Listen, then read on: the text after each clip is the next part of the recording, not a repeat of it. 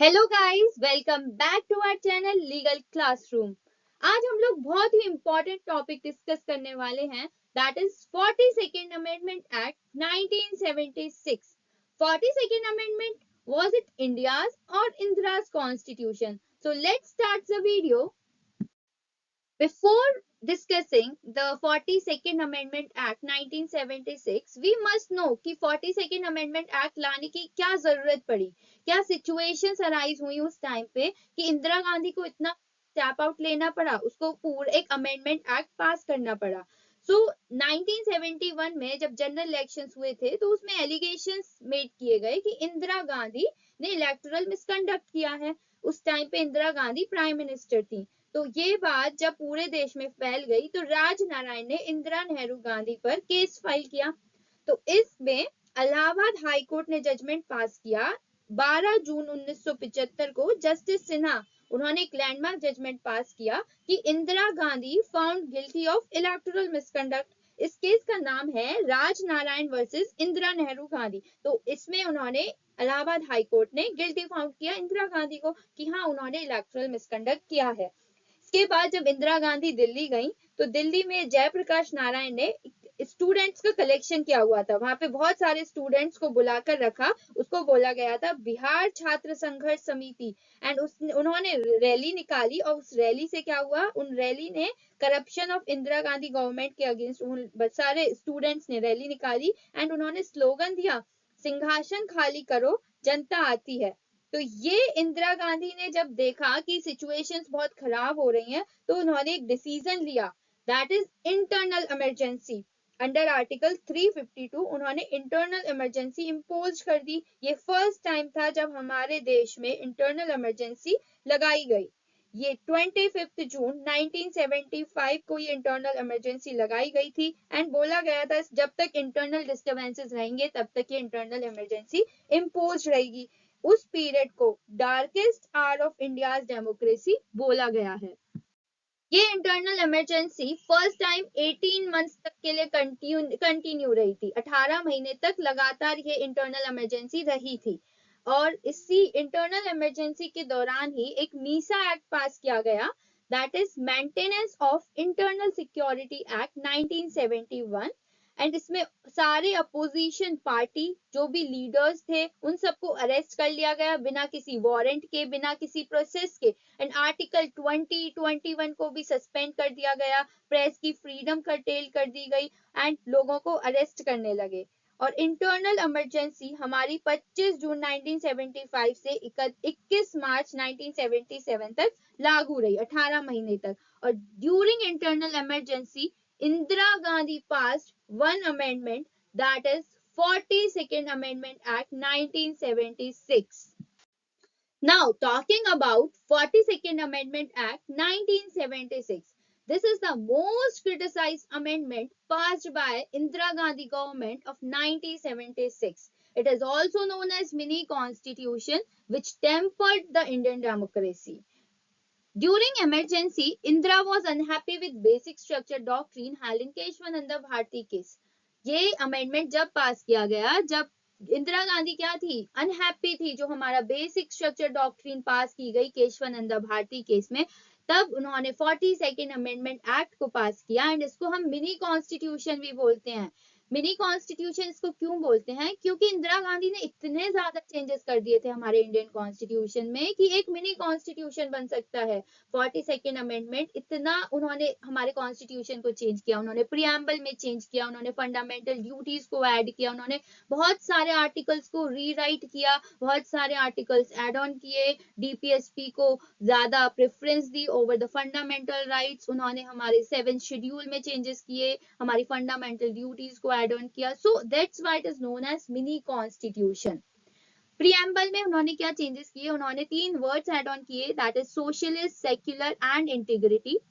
7th schedule which is talking about federalism, इसमें हमारे 3 list दी हुई होती हैं, union list, state list and concurrent list. इसमें भी इंदिरा गांधी ने चेंजेस किए, इन्होंने 5 सब्जेक्ट जो थी स्टेट लिस्ट में थी उनको ट्रांसफर कर दिया कॉन्करेंट लिस्ट में, बिकॉज कॉन्करेंट लिस्ट में यूनियन के पास भी पावर होती है एंड स्टेट के पास भी पावर होती है। तो वो क्या क्या 5 सब्जेक्ट्स थी, वो था education, forest, weight and measures, protection of wild animals and birds, and administration of justice.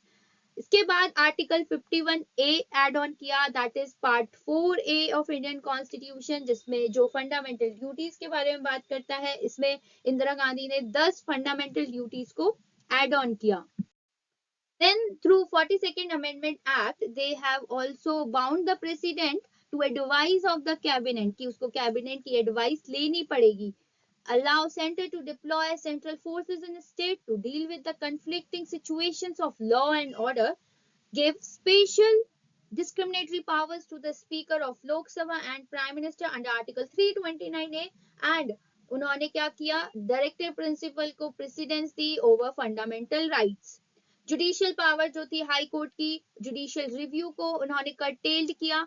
And जो हमारा पार्ट 14A है उसमें एड ऑन किया tribunals dealing with administrative matters and tribunals for other matters.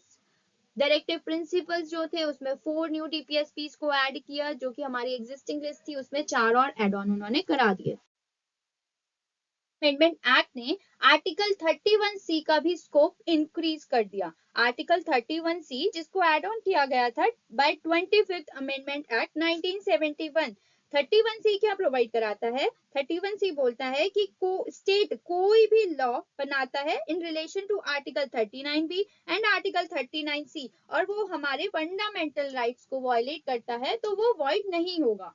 And 42nd amendment act ने इसका scope बढ़ा दिया. उसमें बोला गया कि कोई भी लॉ स्टेट ने बनाया in related to DPSP then it और वो हमारे फंडामेंटल राइट्स को इन्फ्रिंज करता है तब भी वो वॉइड नहीं होगा.